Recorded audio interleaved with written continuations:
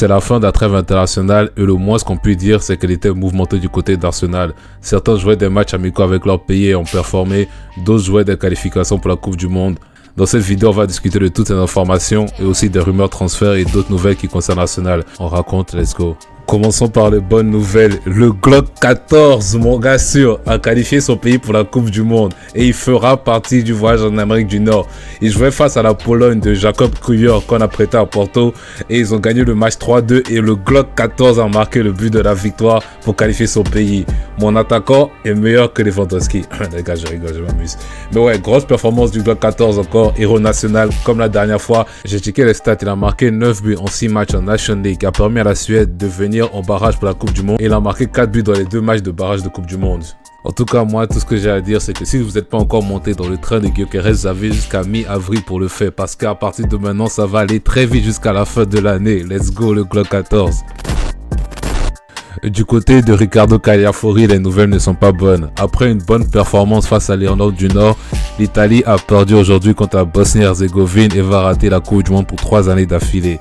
Malheureusement pour Cagliafori, il joue en défense avec Bastoni et non avec Gabriel et vous savez à quel point ça change tout. Je voudrais dire que je me sens mal pour l'Italie, mais après les commentaires de Gattuso en disant qu'il y a trop d'équipes africaines à la Coupe du Monde et vu les joueurs qu'il a et les difficultés qu'il a à qualifier l'Italie pour la Coupe du Monde, je me sens mal juste pour Cagliafori, mais pour Gattuso, tu l'as mérité. Seule bonne nouvelle aussi par rapport à ça, je dirais que Cagliafori s'est pas blessé, il revient en forme. Christian Norgard, mon chauffeur de banc préféré. J'ai même vu avec Danemark aussi, le gars est sur le bord. Malheureusement pour eux, ils ont perdu au penalty contre la République tchèque et ne seront pas du voyage en Amérique. Dommage pour Christian Norgard et le Danemark. J'espère que la prochaine fois sera la bonne. Au niveau des matchs amicaux, mon gars sûr, Shai Havertz s'est illustré avec l'Allemagne face au Ghana et a contribué à la victoire de son pays 2-1 en marquant le penalty.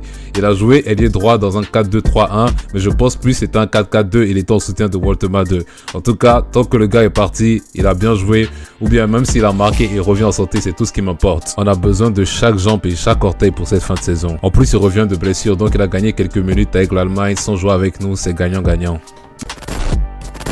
Gabriel Martinelli, le seul joueur pro qui continue de courir la tête baissée, s'est illustré avec son pays face à la Croatie et a participé à la victoire du Brésil en marquant le dernier but lors d'une victoire de 3-1.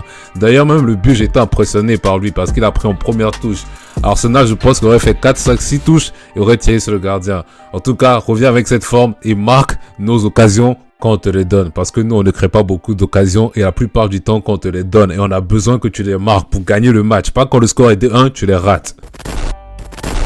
Notre pépite, notre Lamine Yamal, Max Doman s'est illustré avec l'équipe nationale d'Angleterre de moins de 19 ans. Ils ont assommé le Portugal 6-0. Doman a contribué 2 passes décisives et 1 but. Et 1 but, en fait, le gars a pris la balle de la défense, il a dribblé tout le monde et il a marqué. Je pense sincèrement que c'est le dernier match que Doman va jouer avec les moins de 19 ans. Lui, son niveau, au pire des cas, c'est U21. Et si on peut pousser un peu, il peut jouer avec les seniors. Pour le moment, ne brûlons pas les étapes. Promotons-le en U21. Il va jouer avec les U21 et qui sait, peut-être il va battre le record de Eddie Nketiah. En parlant de U21 de l'équipe nationale d'Angleterre, Ethan Nwaneri et Miles Lewis-Kelly ont participé aux qualifications de l'Euro 2000, je sais pas combien pour les U21. Victoire de l'Angleterre 4-1 face à la Moldavie, doublé de Ethan Nwaneri et aussi grosse performance de Miles Lewis-Kelly aka MLS.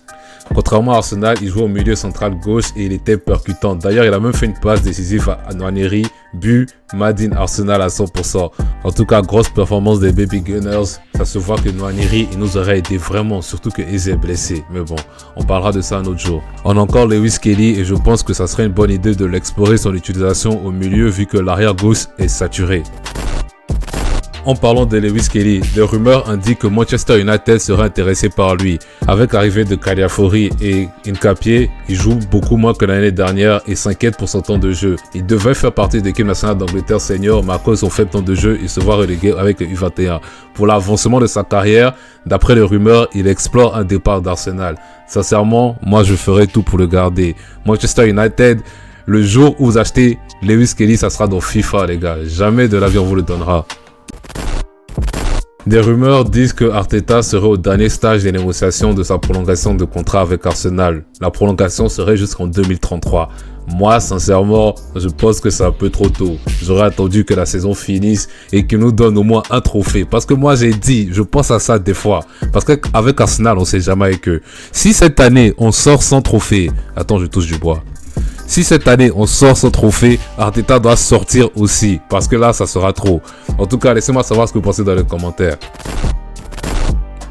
En tout cas, c'était tout pour les nouvelles concernant Arsenal. Si vous êtes nouveau ici et vous avez aimé la vidéo, n'hésitez pas à liker, à subscribe et aussi à laisser votre avis dans les commentaires. Pour les habitués, vous connaissez, on est ensemble. Sur ce, à la prochaine. Peace, au revoir, on a bougé.